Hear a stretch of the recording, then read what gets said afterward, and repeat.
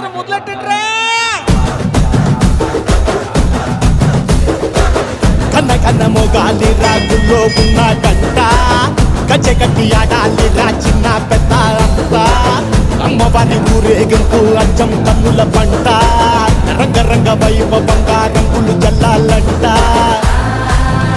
అమ్మ డంగురు డంగురు డంగురుమా అమ్మ అమ్మోరు డంగురు డంగురుమా అమ్మ డంగురు డంగురు డంగురుమా అమ్మ అమ్మోరు డంగురు డంగురుమా.